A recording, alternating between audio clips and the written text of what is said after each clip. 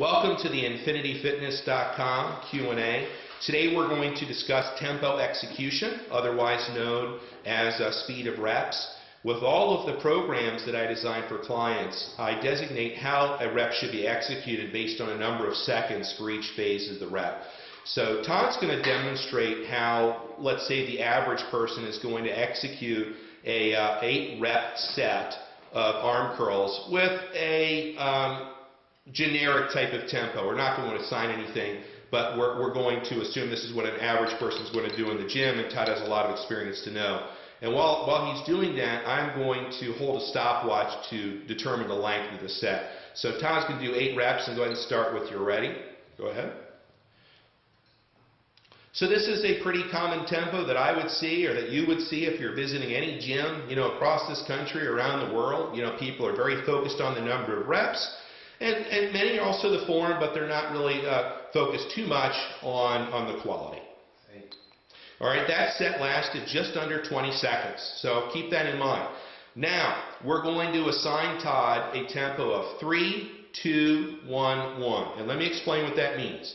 The first number is the negatives. That means it's going to take Todd 3 seconds to go from the top to the bottom, where his arms are almost completely straight. We don't want to stress the elbows by going completely straight in the bottom. The second number is a 2, which means he's going to have his arms in the bottom position, almost with the elbows fully bent. We're going to leave a little bend in there for 2 seconds, and that's going to eliminate a lot of the momentum. He's going to take 1 second to lift up the weight, and then he's going to contract as hard as he can for 1 second on top. So that being the case, each rep is going to last 7 seconds, and I came to that by 3 plus 2 plus 1 plus 1.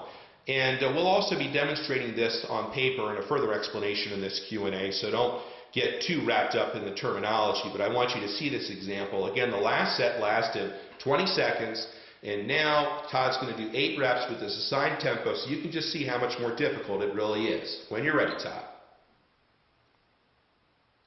Very nice.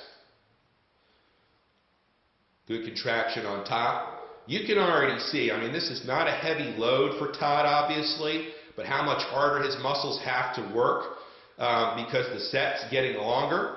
And also, he's not using as much momentum. He's making the muscles work much harder, and he's already eclipsed the length of the last set.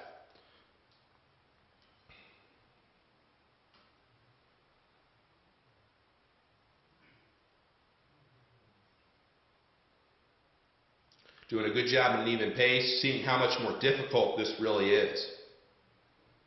But doing it right increases the release of fat-burning hormones and also stimulates the muscle fibers appropriately, the fat switch fibers.